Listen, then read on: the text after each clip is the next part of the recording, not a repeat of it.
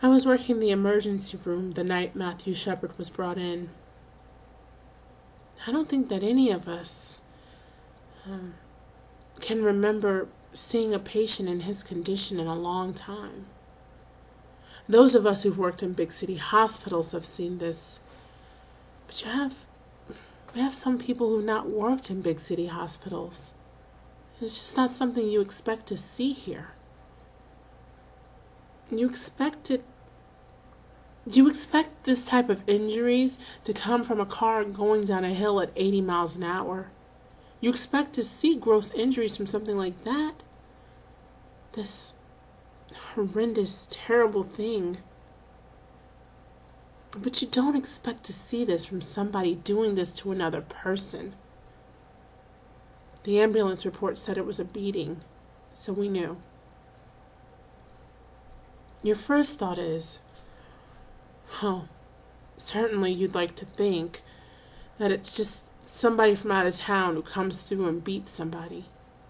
I mean, things like this happen, you know? It happens, and it happens in Laramie. But if there's been somebody who's been beaten repeatedly, well, certainly this is something that offends us. I think that's a good word. It offends us. Now, the strange thing is, 20 minutes before Matthew came in, Aaron McKinney was brought in by his girlfriend. Now, I guess he must have gotten into a fight later on that night back in town. So, I'm working on Aaron, and the ambulance comes in with Matthew. Now, at this point, I don't know there's a connection at all.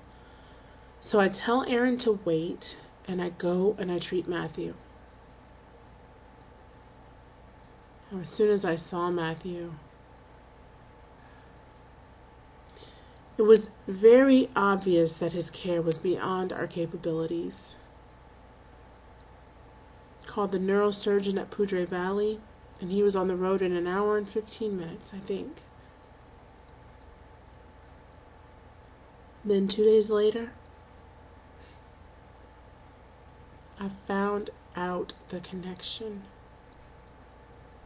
And I was very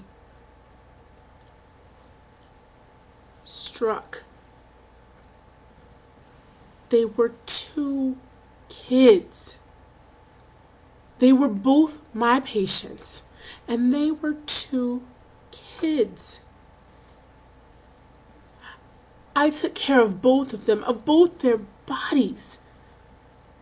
And for a brief moment,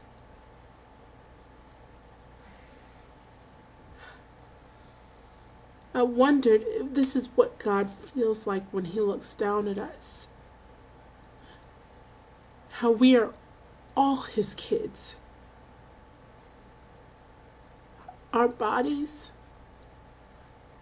our souls. And I felt a great deal of compassion for both of them.